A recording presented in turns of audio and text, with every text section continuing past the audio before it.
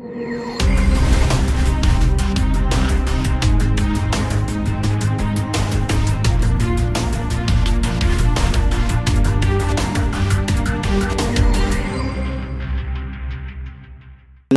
Bismillahir Rahmanir Rahim. Alhamdulillahi Rabbil Alameen, wassalatu wassalam ashrafil mursaleen Sayyidina wa Mawlana Muhammad al-Mustafa sallallahu alayhi wa sallam. Madad ya Sayyidi ya Rasul Kareem ya Habib al-Azim, unzur halana wa ishwalana wa abidana bi madadakum wa nazarakum. Madad ya Sayyidi ya Sultan al-Awliya Imam Shaykh Abdul Faiz al-Daghestani. Madad ya Sayyidi ya Sultan al-Awliya Imam Shaykh Muhammad Nazim Maud al-Haqqani. Madad ya Sayyidi ya Sultan al-Qulubina Mawlana Shaykh Hisham Kabani. Madad al-Haq ya Hujjatullah ya al-Mukhlas. A'udhu billahi minash shaitanir rajeem. Bismillahir Rahmanir Rahim. Ati Allah, ati ya Rasul, ulul amri minkum.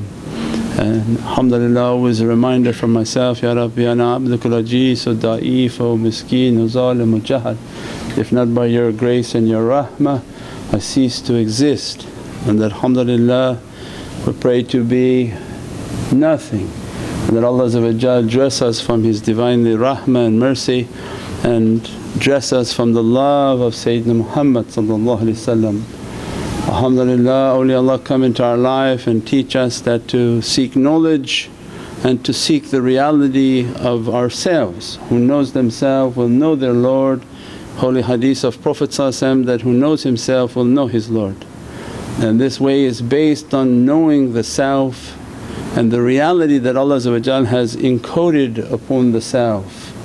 And all of Holy Qur'an is in 30 juz, all 30 juz is in 7 verses of the holy surah, Surat al-Fatiha. And many realities, dressing means all of the realities of Holy Qur'an, whatever we can imagine is dressing these holy 7 verses of Surat al-Fatiha. And all of Surat al-Fatiha is dressing Bismillahir Rahmanir Rahim, and all of Bismillahir Rahmanir Rahim dressing the secret of Ba. And that Ba is a bab, is a door. And Prophet describing, Anna Madina al ilm, I am the city of knowledges, and Ali Babu. And Imam Ali is the caretaker of the Bab. So it means that the reality of the Zulfiqar and the reality of Imam Ali is at that Ba. Saying, do you want to enter?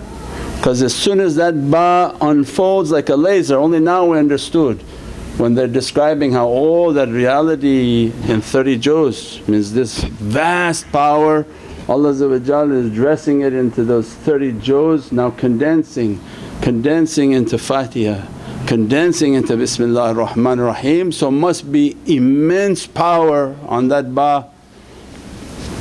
And then describing Asadullah al-Ghalib, the victorious lion of Allah is holding a Zulfiqar and saying, you won't enter to the Ba, means you want to enter into that reality. That reality it's dressing before we can truly understand. Allah says, I gave to you one of the greatest gifts is Surat al-Fatiha, and I gave to you a gift that I gave to no nation before was Bismillahir Rahmanir Rahim.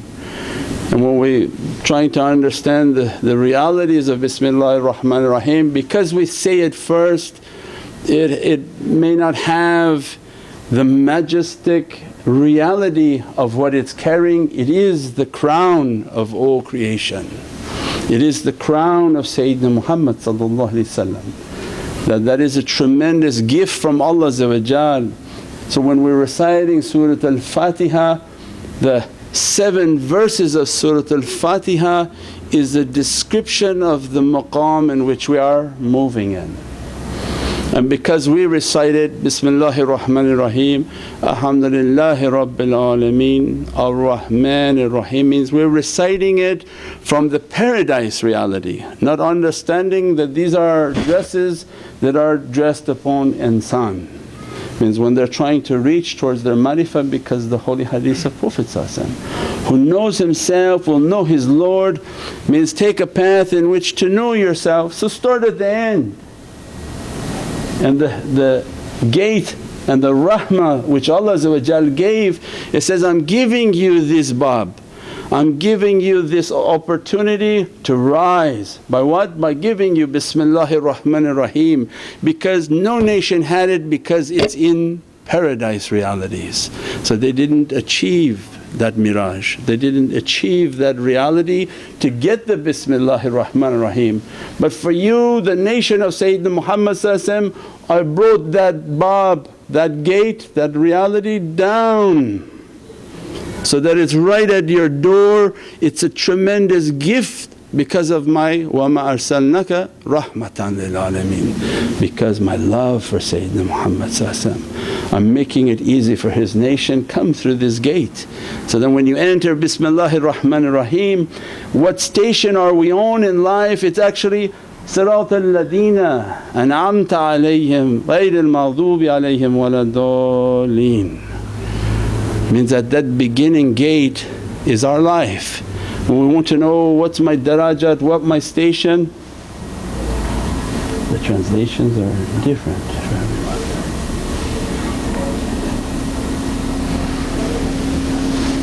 This is an answer to our life, that when we're coming to the way of Allah, you recite the last verse of Fatiha and begin to contemplate, what is my path? What's the path that God wants for you? Anyone watching there, watching in their homes, wherever they are in the world, you say, I'm on this path, I'm on that path. I don't care what your opinion is of what you think your path is. God Almighty Allah is telling you, your path should be the path on whom I have bestowed all my favours.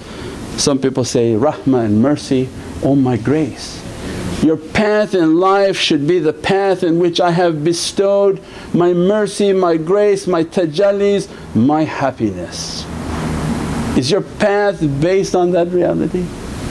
Do you truly think that what you're doing in life is a path in which Allah is happy? Your actions are making Allah happy? That you are taking a path towards that reality? Because then Allah describes, just to clarify, this path that you think you're on, it's not the path of who've angered me, and definitely not the path of those who keep going astray.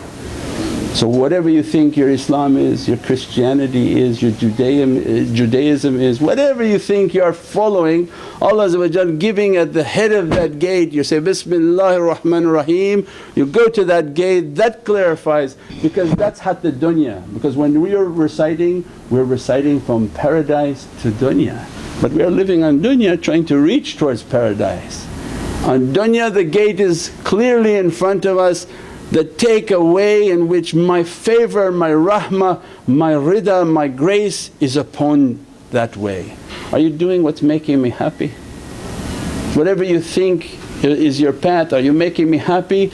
Definitely don't make your path in which you're going to make me angry. And don't make your path in which it was astray. You know that that's not my way. You know what they're saying, they say even within Islam, we're not talking exclusive. If you think that you can go out and kill and harm people, you've already earned Allah's anger and you've definitely gone astray, then you should know you are not on the way of Allah. Whatever you're reciting is not even valid and nothing is being even sent into Divinely Presence. Means it becomes a litmus test for our lives. That, Ya Rabbi, is what I'm doing your way? Or are you happy with me? Is your grace upon me? Do I have to drink and take drugs just to sleep at night to quiet my consciousness?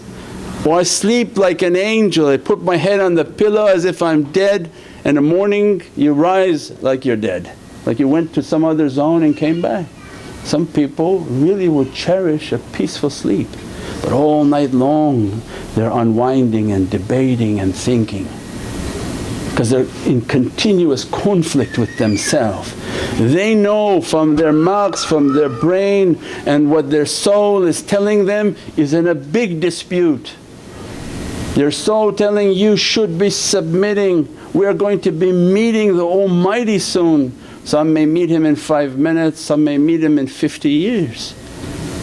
And Allah said that, make sure that your path is something that my grace and my mercy, that I'm happy with you. And whatever you do in life, can you say Bismillahir Rahmanir Rahim on that action? If you cannot, then don't do it. Don't enter into Allah's anger, and don't enter into Allah's misguidance. Whom Allah guides is a guided soul, whom Allah does not guide will never find guidance. Means that our whole life is that debate. If you can rise above that struggle where you're constantly choosing between right and wrong, thumma amanu thumma kafaru, one day you're believing, one day you're not believing, one day you're believing, one day you're not believing. Then they say, no, who knows himself to know his Lord means begins the real struggle that, Ya Rabbi, that's it, until I die I'm going on that way, seeking only that which pleases you and abstaining from all that angers you and makes it to be as if I've gone astray. That I don't need to battle my consciousness. It means every time I'm meditating to think that, is Allah happy with me? إِذَا أَنْتَ مَقْصُودِ وَرِدَاتْ مَطْلُوب. All Ahlul Tariqah are told by their shaykhs, your only zikr is, Ya Rabbi, I'm begging your forgiveness and seeking your satisfaction. If you think you accomplish that, because this is the 7th level going towards the 7 paradises. This is the hatt of dunya, the next level that the soul is moving in its reality.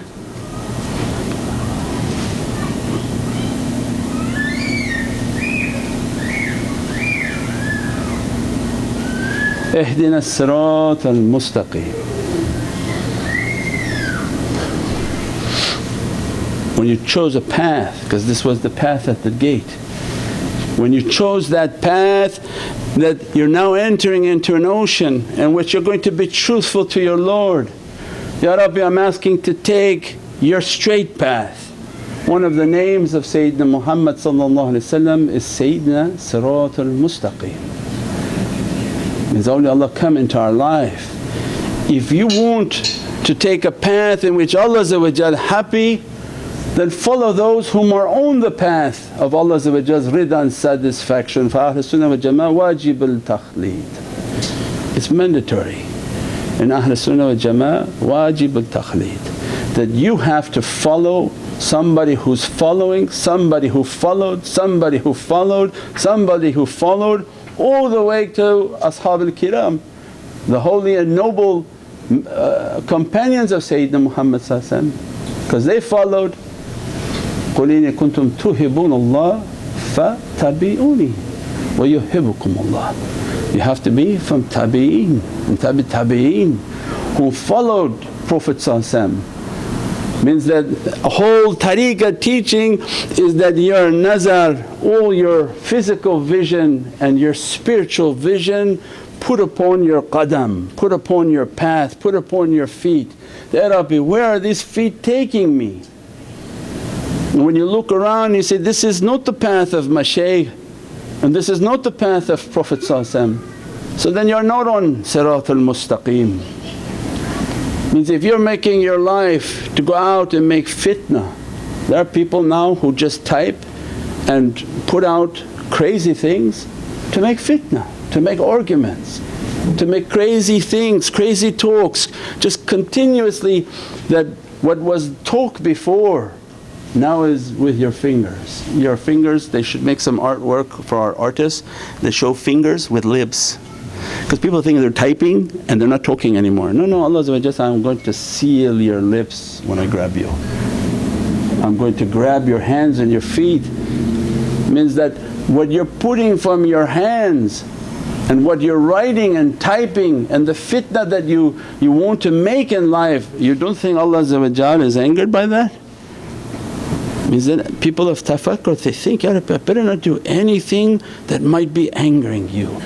Then they become silent, then they become quiet, they don't talk, they don't do anything until they've been given permission, go out and guide. Until that time they are virtually unknown because they know what their hands produce and what their lips say. Allah will hold them to account. So Siratul Mustaqim is then that reality that they're entering in, Ya Rabbi let me enter into that presence. You want that presence? Then the love of Sayyidina Muhammad begins to enter. The Sayyidina Siratul Mustaqim, that the presence and the ruhaniyat of Prophet is opening on that maqam, that I am Allah's Siratul Mustaqim. That's why Ahlul Sunnah wal Jama'ah means they are following on the Siratul Mustaqim, they follow on the footsteps, they follow on the qadam of Prophet qadam al-haq. They follow from the companions qadam as-Siddiq, and they follow on the qadam from Atiyullah Atiya Rasul ulul amri minkum, the ulul am. They are the people of the muqaddam, they follow the qadam of their shaykh. They don't look up, they don't look right, they don't look left, they just look at the feet. My feet over your feet, take me on Siratul Mustaqim. If that path opens and you find yourself, I'm doing what Prophet did. I'm going for my Jummah, I go for my prayers, I go for zikr, I go for mahfil. What more beautiful than that? Versus trying to compensate into your mind, oh maybe if Prophet was here he'd be doing that. No, it's not true. Prophet wouldn't be doing that.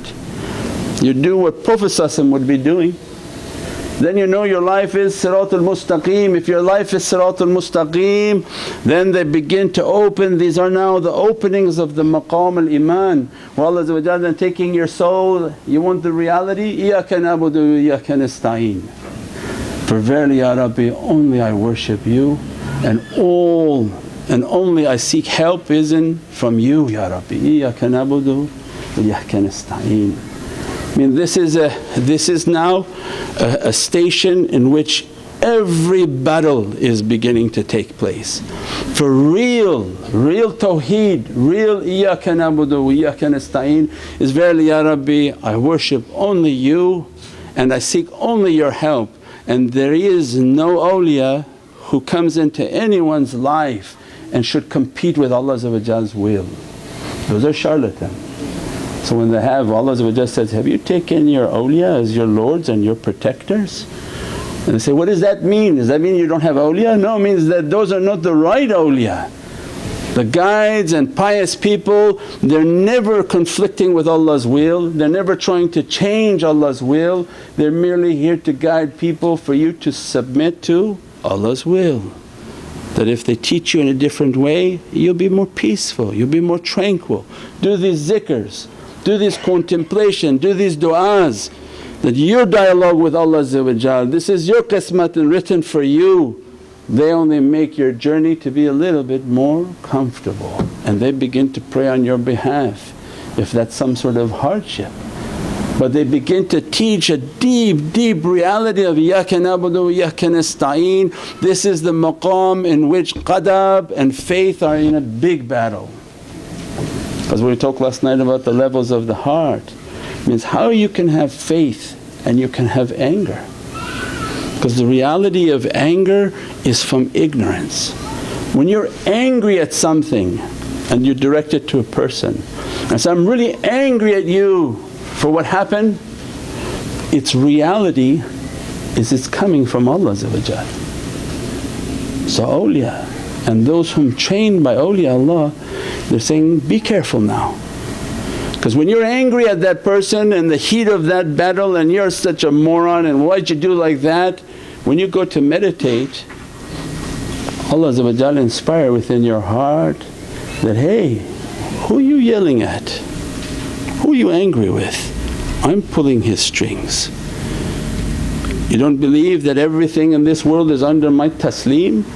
Do you think anything moves 1 inch left or 1 inch right, especially with you whom I love and I'm guiding?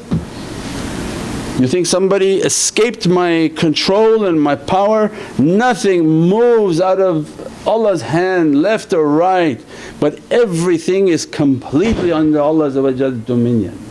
So there's no need to be angry, just you submit to Allah's will. When there's a character in our life, why being angry? It's the opposite of accepting Allah's will. Because who are you angry at? That's why awliya come, be careful, be careful. While you're cursing and yelling and screaming at that person, you better visualize as if Allah's right there, God forbid. And you're actually angry with Allah. You're angry with what He wrote for you, you're angry with what He's bringing as a destiny for you. Even the destiny through someone's hand that's coming to you, it's coming from Allah. They understood complete taslim, complete submission. That when you go back in your tafakkur and you're angry at this one, angry at that one, they come and teach you, you're pretty angry probably only at Allah. Better correct that. And begin to meditate, you should begin to cry. Because Allah is the best to keep His hisab. He's going to take His hisab with you. So you angry at me? You were yelling at all these people, this one, that one, this one? You must have been angry at what I wrote for you. Let's talk. It's not going to be good. Allah Prophet described, don't ask for a meeting with Allah where He's going to go over His hisab. You come through the bab of rahmah and mercy. Don't know, Ya Rabbi, I want to take my hisab. Okay, if I take a hisab on that, I'm going to account for everything. You go through a major audit, nobody survives that audit. So it means these are the knowledges of awliyaullah to bring down the anger. What do I have to be angry for, Ya Rabbi? Whatever is happening, you're writing it, Ya Rabbi. I'm not going to enter into anger, I'm asking, Ya Rabbi, just grant me sabr, grant me a patience, Ya Rabbi.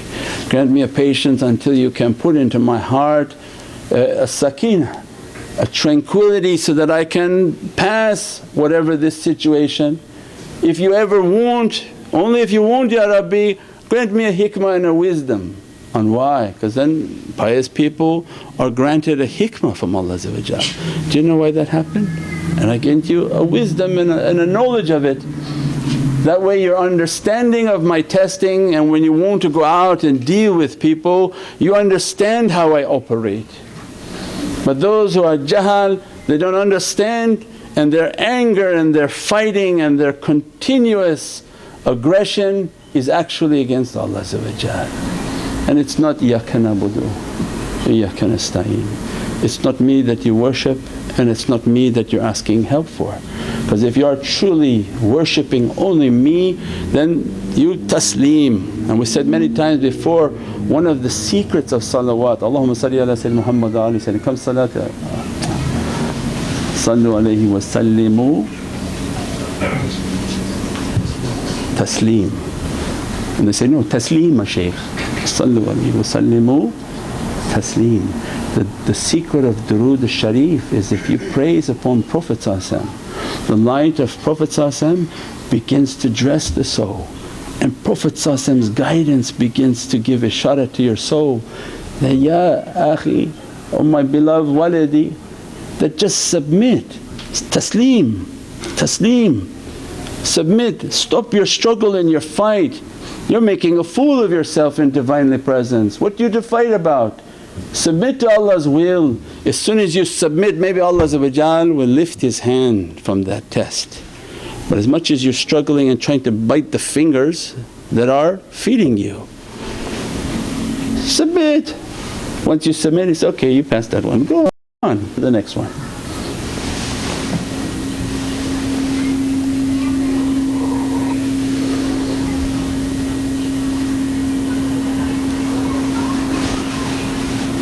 If submission is occurring, the qadab is going down, the anger is going down, the servant now is dressed with iyyaka na'budu wa iyyaka nasta'een. They are truly the worshippers of Allah, and they seek support only from Allah. And that's why the hadith describes them, I become the hearing in which you hear, the seeing in which you see, the speaking in which you speak, the hands.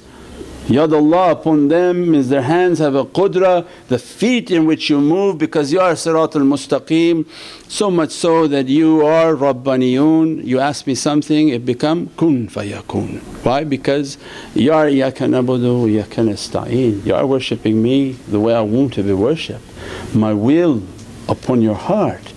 So whatever you're actually asking is my asking through your heart, because you are already in submission to me.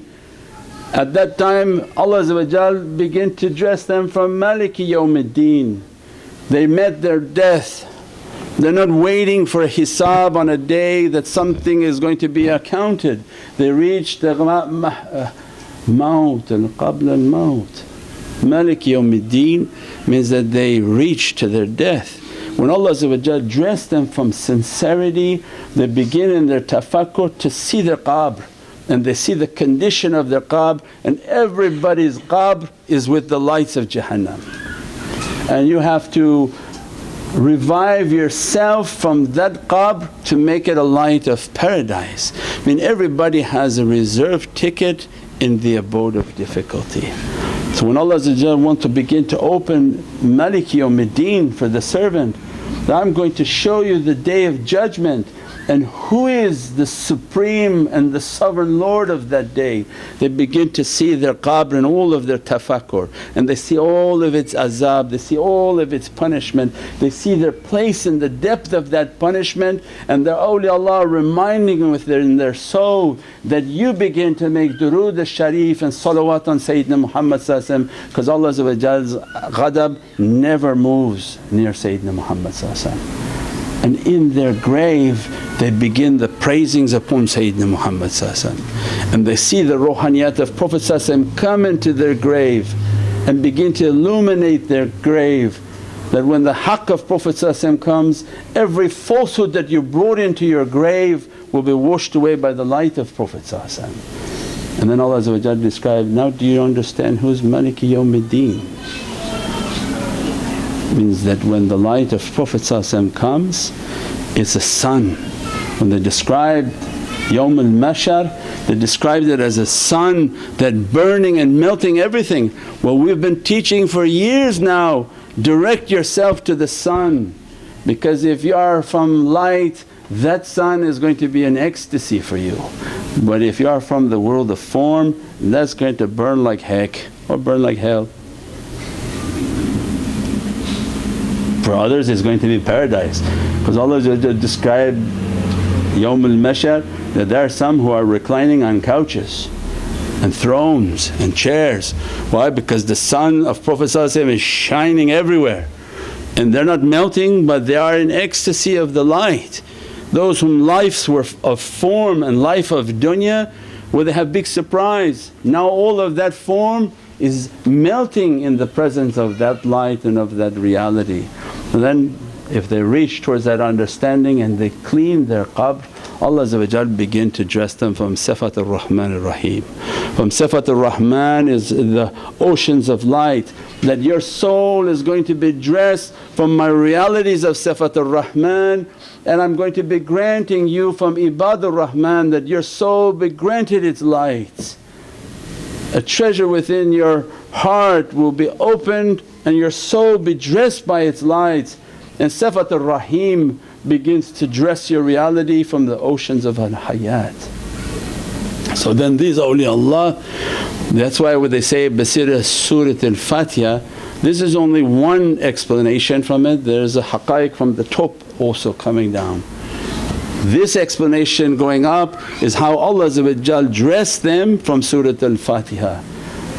Means when they reached into that reality, Allah took their arwah and their soul, that you are now in my Sifat ar-Rahman, al-Rahman al-Arsh istawa. Means that they are the sultans of this entire earth and created creation. One awliya can flip the whole world upside down if Allah give them permission. That sifat that Allah said, that sifat that is in charge of everything of the world of form, I'm dressing your soul, you are from Ibadur Rahman, the servants of the Sifat ar-Rahman. Then after like cooking, after I take your soul and dress it and bless it in that, I throw you into the oceans of ar-Rahim. From Surah Yasin, Salaamun qawlan min Rabbir Rahim.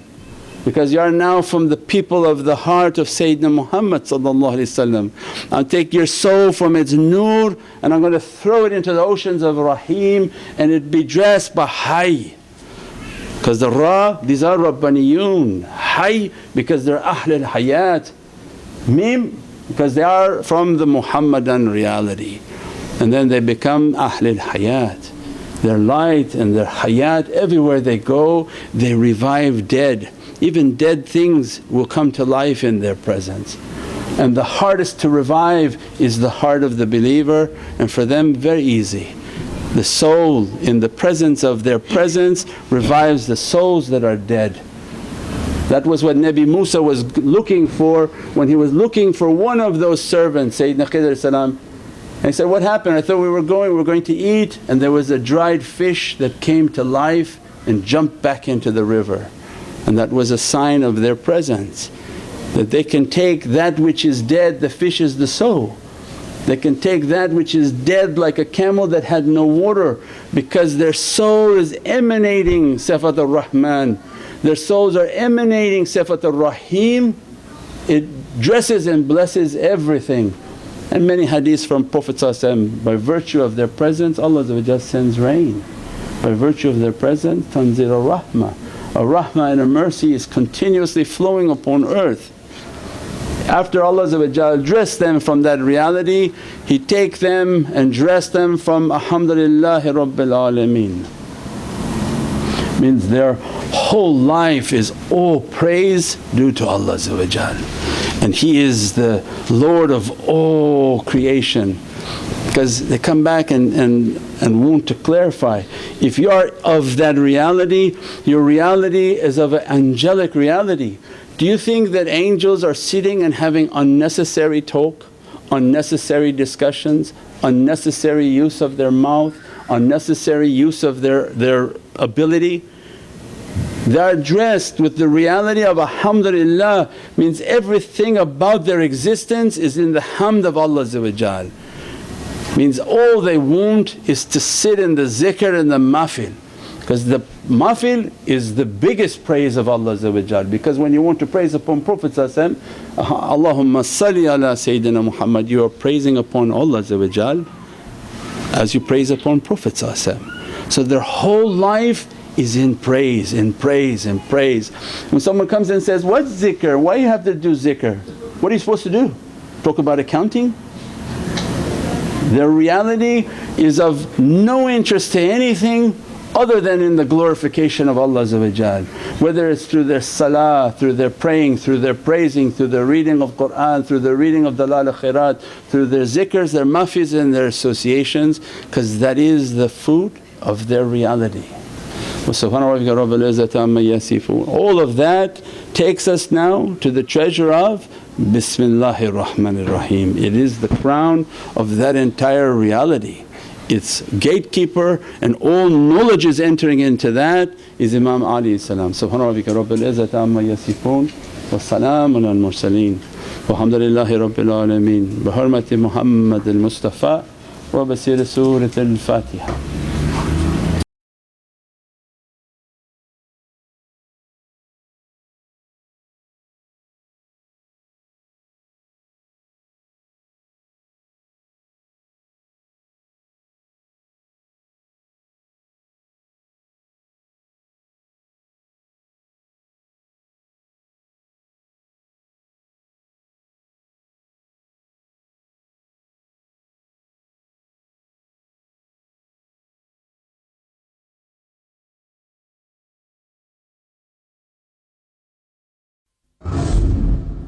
سيدنا النبي سيدنا النبي سيدنا النبي